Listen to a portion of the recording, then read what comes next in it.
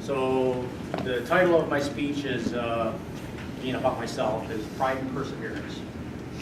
So one of the interesting things about me, or maybe unusual, I don't know if it's interesting, is that I've never drank alcohol, never smoked, never used drugs. And there's various reasons for that, but one of those reasons is because I grew up around it. I don't have a dad. I don't know who my dad is. My mom doesn't know who my dad is. She likes to joke around that it's immaculate conception. That's yet to be determined. But don't worry, I didn't mind at all that I didn't have a dad. I was actually kind of glad that I didn't have a dad because it seemed like all my friends' dads were all mean. And when I was young, under 7, I don't know exactly what age, my mom married a man who was very abusive. Abusive to me, abusive to my mom.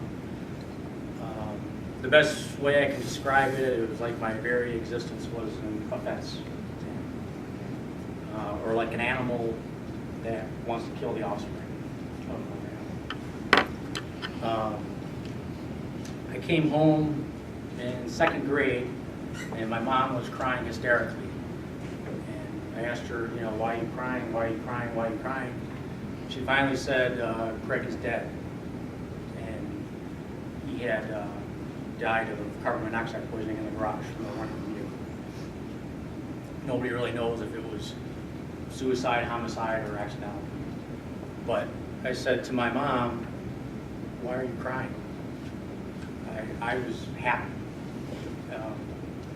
He had left and come back a couple times prior, and I had never been so thankful for the concept of death, because he could never come back.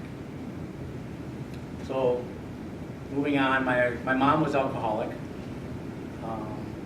She had after that she had a round robin of live-in boyfriends, husbands, etc. I remember going downstairs one time, heard a bunch of commotion going downstairs, and my mom was growling at me like an animal, begging me to please go back upstairs before she hurt me.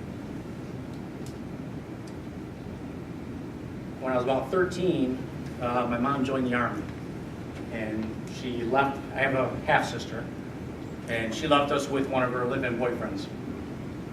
And about a month or two later, me and my sister came home from school, and the house was empty.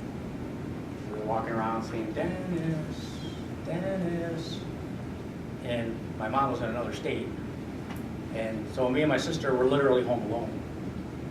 We lived in the house by ourselves for about a month. Luckily, I had an aunt and uncle that lived about 5 miles away.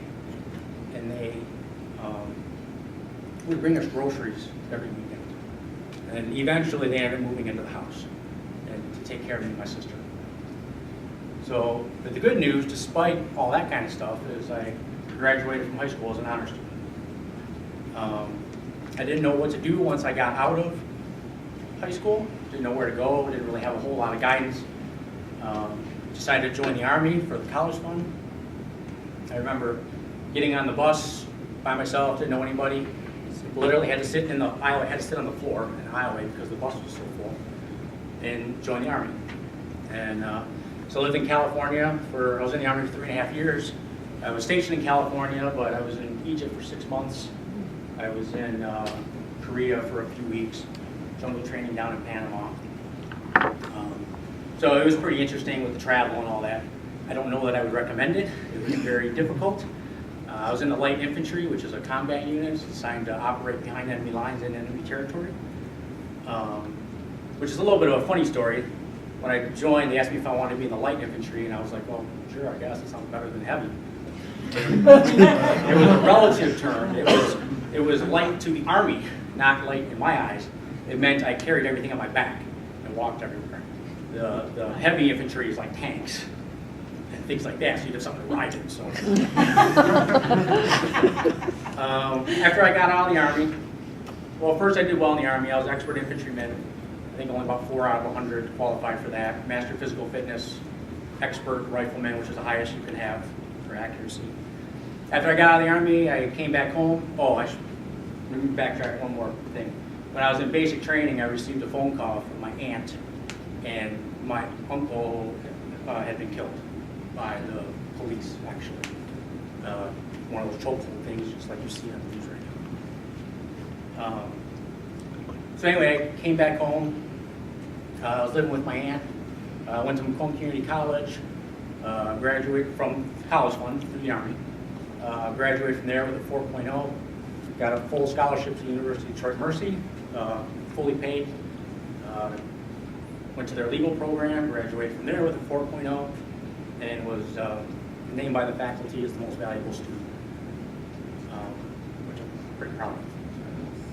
Have the recognition. But then when I was in college, I worked auto shows around the country as a model, and I met and married one of the auto show models.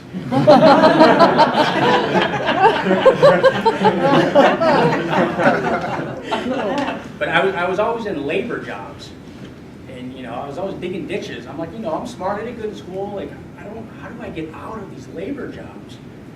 And believe me, it's not easy unless you have contacts or know somebody or whatever. I ended up becoming a realtor for 2 years. Then I was a closer at a title company for 7 years. Then I moved to a commercial bank for 2 years. Then I moved to Chrysler Financial. I was hired in the legal department working with John Tracy. I think some of you know who he is. And then I was tapped to come work over in Dealer Commercial Services in their real estate department.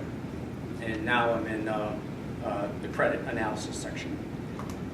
I know I got to wrap up here soon, but one important thing I want to say is 10 years ago, we had our daughter. I was very apprehensive about the idea of being a father.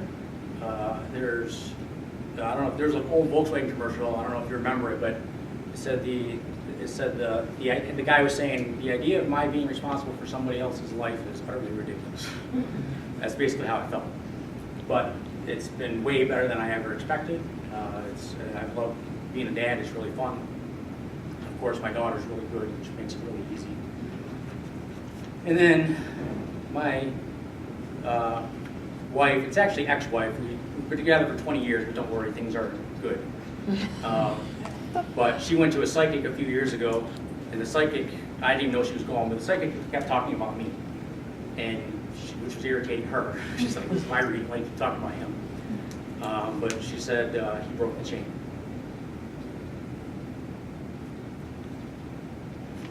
I'd like to say that my daughter's life is very happy and stable. Alcohol does not exist in her life, and her dad is not me.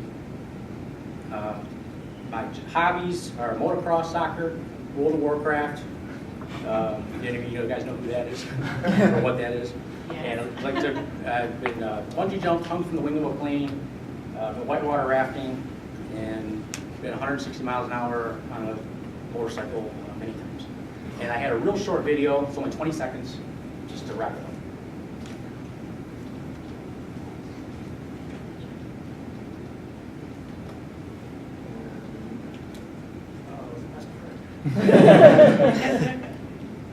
Just go to YouTube. All right.